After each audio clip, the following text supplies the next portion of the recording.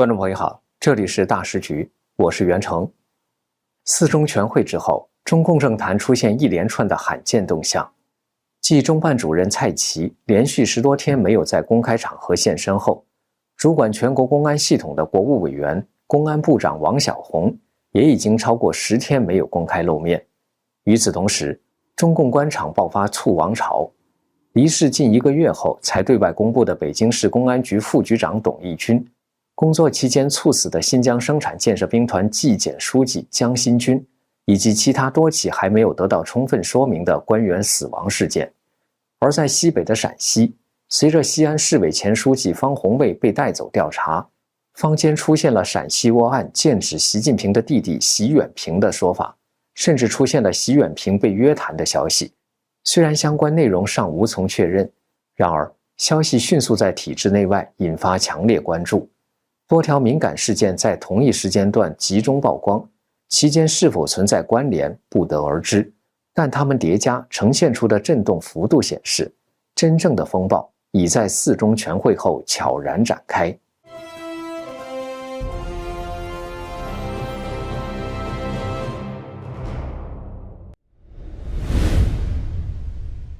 中办主任蔡奇失踪的同时，主管全国公安系统的国务委员、公安部长王小洪也在公开报道中突然消失。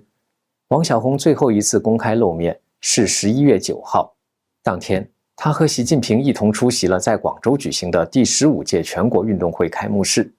在此之前的6号到8号，王小洪曾在山东、江苏进行了为期3天的行程，就20届四中全会精神进行宣讲，并开展调研。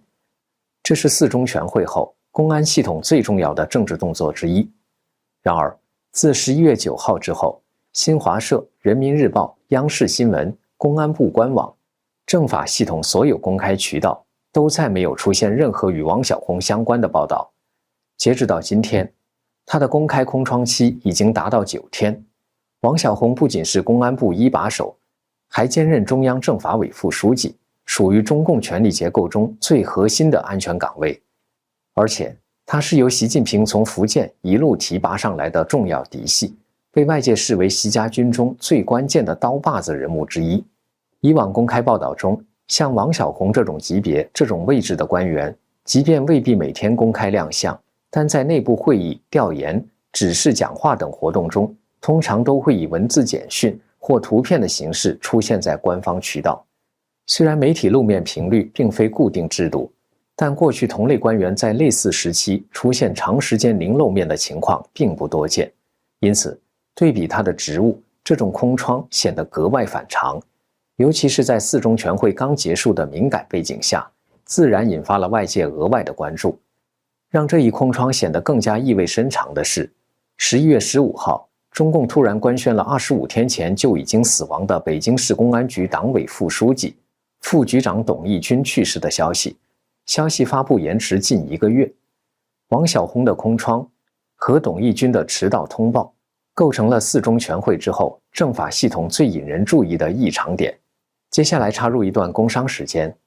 我们很多人为了保护牙齿，天天刷牙2、3次，可是眼睛的保养更重要，因为牙掉了还能植牙补救，视力真伤了就麻烦了。从早到晚盯屏6到8个小时，感觉干涩、酸胀、畏光、眼压紧绷，您是不是也这样？我劝大家，眼睛越早护理越好，越省心。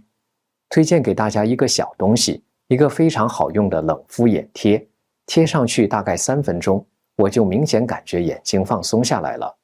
这个眼贴里面有3种植物萃取成分，贴上去清清凉凉的，可以帮您缓解蓝光带来的压力，维持泪膜滋润。有86%的人反馈使用后更放松、更滋润。那么怎么用更到位呢？如果您是日常保养，可以每周2到3次给眼睛做个小 SPA。如果眼睛已经明显干涩，或者是最近用眼很多，可以增加使用频率，白天用2到4片，分时短贴，晚上6片，连贴6到8个小时，睡一觉。这个眼贴在工作、睡觉时都可以用。我的很多同事就是直接贴着工作，一开始会流泪，试用后就可以了。用完撕下来，不扯皮也不花妆，每天不到半杯咖啡的钱，就能给眼睛一份长期守护。需要的朋友就点击下面的链接，输入我们的优惠码大时局，还可以享受95折优惠。进入2025年下半年后，中共官场陆续出现多起以突发疾病对外通报的官员死亡事件。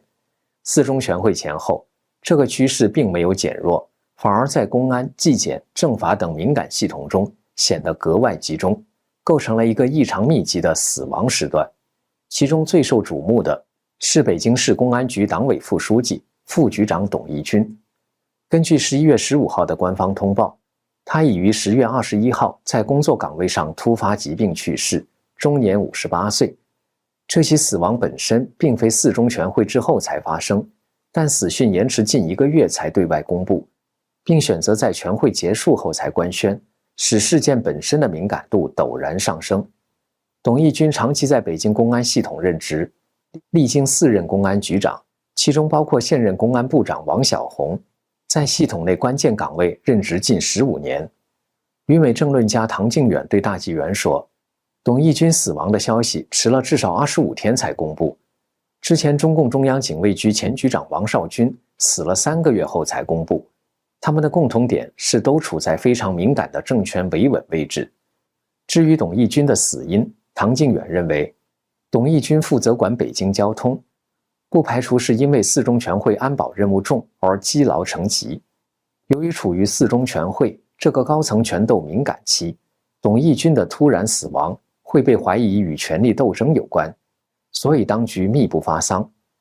但本来四中全会结束以后就可以公布，现在拖了25天，有点可疑。董义军担任北京市公安局通州分局局长期间，因为参与迫害法轮功学员，被海外追查迫害法轮功国际组织列为追查对象。时事评论员李彦明撰文说，董义军猝死，无论是因为中共高层内斗，还是因为疾病，都在警示中共官员，尤其是公安警察，一旦作恶，恶报随时会降临。除了董义军，另一个引发关注的是新疆生产建设兵团纪检书记、监委主任江新军的突然离世。官方通报说，江新军在工作期间突发疾病，于11月3号去世，年仅56岁。作为新疆生产建设兵团的纪委书记、监委主任，他不仅是兵团纪检系统的最高负责人，也是兵团系统反腐的核心枢纽。他的死之所以格外敏感，原因在于新疆在过去几个月经历了剧烈震动。今年7月，时任新疆自治区党委书记马兴瑞突然被免职，仕途去向至今未明。这一变动引发外界广泛猜测，也被视作新疆随后出现连锁整顿的重要前兆。马兴瑞被免之后，新疆发生政治震荡。公开资料显示，近期已经有多位新疆官员被查或者被通报，其中包括副省级和其他级别的干部。例如，在11月10号官宣的乌鲁木齐市委副书记、政法委书记马志军，也就是在江新军猝死仅7天之后。不过，目前还无法得知马志军被抓和江新军之死是否有联系。自马兴瑞今年7月突然被免职之后，新疆和兵团系统陆续出现多起官员落马事件。2025年8月18号，新疆供销合作社联合社党组成员、副主任尹伟被查。2025年9月2号，新疆兵团第8师石河子市原党委常委、副政委朱海宁被查。2025年11月10号，乌鲁木齐市委副书记、政法委书记马志军被查。距离新疆兵团纪委书记江新军11月3号的工作期间猝死仅相隔1周。这些通报显示，新疆的政治震荡呈现出持续延伸的态势。除了这2起引发强烈关注的案例，近期各地通报的类似事件还包括广西来宾市公安局新型网络犯罪侦查支队政委韦俊先10月26号突发疾病去世，年仅45岁。江苏如东县公安局刑侦大队第4责任区中队指导员张伟10月15号因病抢救无效去世，41岁。河南驻马店高新区党工委委员、公安分局局长郭雪峰10月值班期间突发疾病，51岁死亡。这些猝死事件多发生在10月和11月初，密集分布在四中全会召开前后，且高度集中于公安、纪检、政法这几条中共维稳系统上。单独看，每一宗死亡都可以被解释为个人健康问题，但是当它们被放在同一时间段、同一系统、同一政治背景下整体审视时，这种连环式的突发疾病通报很难不让人产生额外的疑问和猜测。更让外界难以忽视的是，这些通报几乎都采用高度统一的表达，强调突发疾病或抢救无效，却极少涉及具体病因、发病经过、是否进行过更深层的核查等细节。坊间有观点认为，这样一组连续出现、信息高度简化的死亡公告，显然是中共四中全会后政法系统震荡的一部分背景噪音。在北京和新疆的事件之外，四中全会后另一条引发外界关注的线索是习近平的陕西龙脉。11月上旬，陕西省西安市委前书记方红卫被官方宣布接受调查。在官方通报发布前2天，自媒体人蒋网正就准确预告了方红卫被抓的消息以及细节。与以往多数集中在权力核心本人的传言不同，这一轮陕西窝案的外溢方向直接指向了习近平的弟弟习远平。根据蒋网正的爆料，方红卫案和此前被调查的西安市委常委、宣传部长姚立军密切相关，而姚立军被视为习远平在陕西系统的重要党羽。蒋网正说，姚立军出事前从未在外界场合提及习远平，但在被带走调查后言必称习远平，企图通过牵扯更高层人物来拉大旗做虎皮，以此寻求自保。据说习远平曾经向姚立军做出保外就医的承诺，但未能兑现，最终促使姚立军把习远平牵入供述之中。在这一系列说法中，有关资金流向的细节尤为敏感。蒋网正说，姚立军供述自己贪腐所得中60%给了习远平，20%给了方红卫，自己仅留20%。他还声称，姚立军曾经向习远平在香港的账户一次性汇入1.8亿元港币，总额累计达5.4亿港币。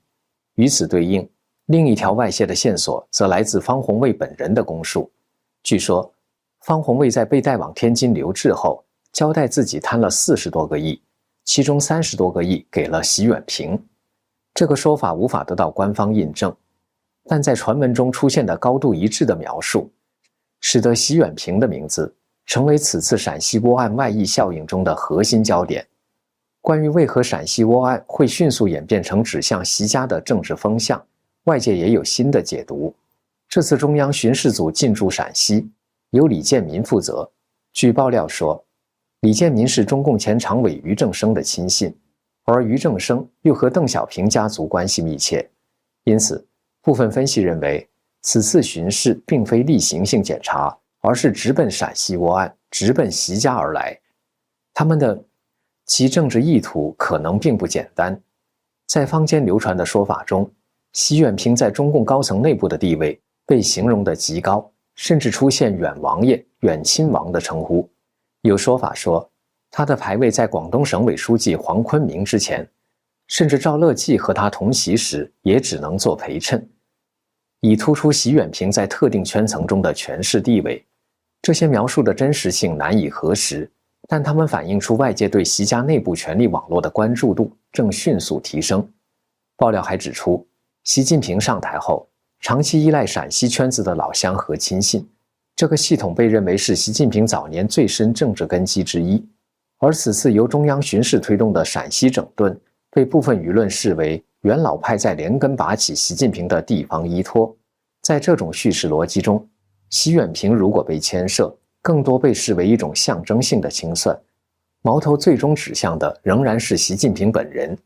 陕西线索的最大意义，也许并不在于这次未经证实的风声本身，而在于它揭示出四中全会后反腐方向的再次聚焦。中央巡视组、地方密集问责、个别重量级干部突然落马，这些动作被放置在同一时间线上时，呈现的已经不再只是单个案件，而是一个正在收紧的整体态势。而当习家家庭成员的名字开始出现在流传的线索之中，即便真假难辨，也说明政治风向已经进入一个新的敏感阶段。这里是大时局，感谢您的陪伴与思考，请订阅、分享并打开小铃铛，一起在动荡中坚守真相，在黑暗中点燃希望。